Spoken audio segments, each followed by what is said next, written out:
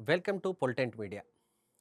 Formula E రేసింగ్‌కి సంబంధించినంత వరకు నెక్స్ట్ ఏం జరగబోతుంది? కేటీఆర్‌ని అరెస్ట్ చేస్తారా? ఇది ప్రస్తుతం తెలంగాణ రాజకీయాల్లో బాగా చర్చ జరుగుతుంది.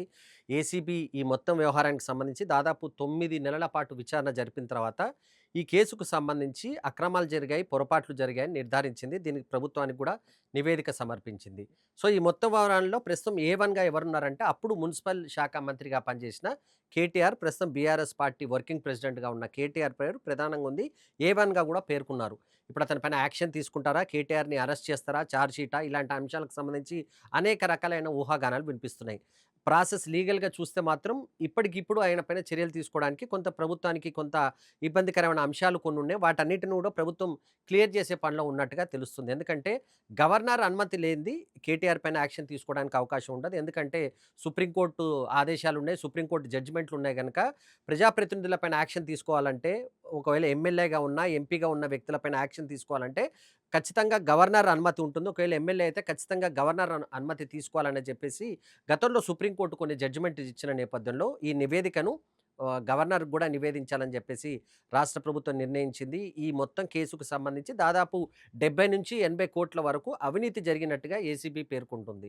ఈ మొత్తం కేసులో 70-80 కోట్ల వరకు అవినీతి జరిగింది. దీంట్లో ఒక 40 కోట్లకు పైగా ఫార్ములా ఆ కంపెనీకి సంబంధించిన వాళ్లకు కొంత లబ్ధి చేకూర్చే విధంగా అప్పుడు ప్రభుత్వం వ్యవహరించింది. అందుకు బదులుగా ఆ కంపెనీ కూడా బీఆర్ఎస్ పార్టీకి కొంత ఎలక్షన్ బాండ్స్ ఏవైతే ఉండేవో ఆ రూపకంలో వాళ్ళకు కొంత వాటినేమంటే విరాళాలు ఇచ్చే ప్రయత్నం చేసింది. వీటన్నిటిని బట్టి చూస్తే ఖచ్చితంగా అవినీతి జరిగిందని చెప్పేసి ఏసీబీ నిర్ధారించిన పరిస్థితి కనిపించింది. నివేదిక కూడా వినిపించింది. ఇప్పుడు రాష్ట్ర ప్రభుత్వం విజిలెన్స్ కమిషన్‌కి పంపిస్తుంది ఈ నివేదికను. అదేవిధంగా గవర్నర్‌కి కూడా పంపించిన తర్వాత ఛార్జ్ షీట్ వేసి ఈ కేసుకు ముందుకు వెళ్ళే అవకాశం ఉంది.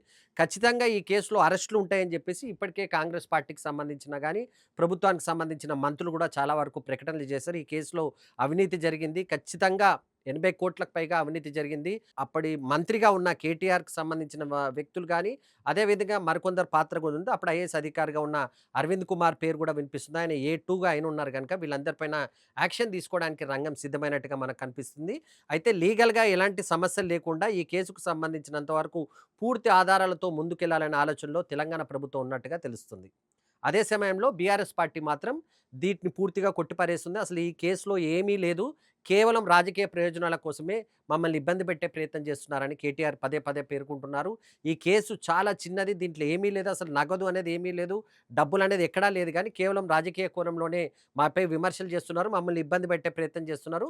ఒకవేళ మమ్మల్ని అరెస్ట్ చేసినా చేసుకోవచ్చు. లీగల్‌గా మేము అన్నిటిని ఎదుర్కోవడానికి సిద్ధంగా ఉన్నామని చెప్పేసి కేటీఆర్ గూడా ప్రకటనలు చేస్తున్న పరిస్థితి మనకు కనిపిస్తుంది.